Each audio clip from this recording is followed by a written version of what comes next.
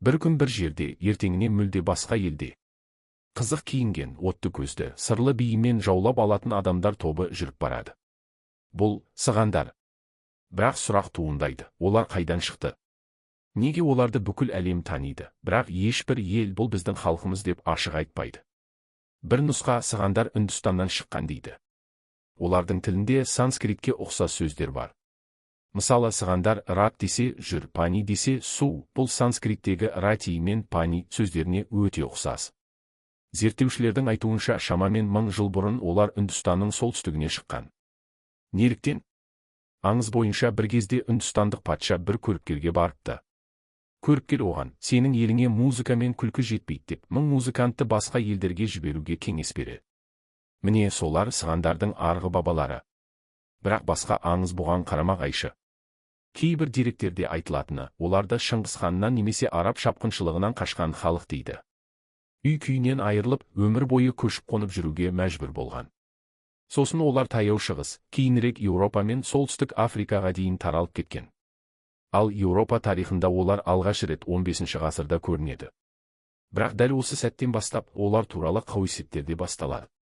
Сығандар бал ашып, сиқырмен айналысады, олар балаларды ұрлайды, жындармен келісім жасасқан деген сияқты қорқынышты өсектер ел арасында тарайды. Ең қызығы, сығандар ешқашан нақты мемлекет құрамында болмаған. Олар өз заңымен өмір сүреді. Олардың көшпелі өмір салты, ортақ тілі, романи және өз дәстүрлері бар. Бірақ олар барған елдерде үнемі күдікпен қабылданған. Бір елде қуылып, бір елде тіркеуге алынып, бір елде тіпті қудалауға ұшыраған. Кейбір мифтерге сүйенсек, сығандар жоғалған өркениеттің ұрпақтары. Тіпті кейбір зерттеушілер оларды Египет перғауындарының ізбасарлары деп атайды. Бұл аңызда айтылғандай олар Мысырдан шыққандықтан, ағылшынша гепсай сыған сөзі Egyptian дегеннен шыққан. Енді қызығы, олардың жадында туған жер жоқ. Сыған баласына сен қай елденсің деп сұрасаң, ол сығанмын дейді. Ұлт ретінде тек өзі бар, отан жоқ. Бұл оларды тіпті жұмбақ әрі еркін етіп көрсетеді. Ал енді сұрақ туындайды, олар неге барлық жерде бал ашып, болашақты болжайды? Бір теорияға сенсек, бұл аман қалудың тәсілі.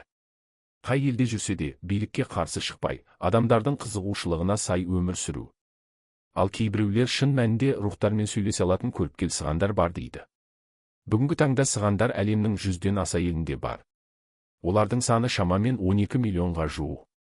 Кейбірі тұрақты өмір сүріп, қоғамға сіңіп кеткен, ал басқалары әлі де көшпелі өмірді қалайды.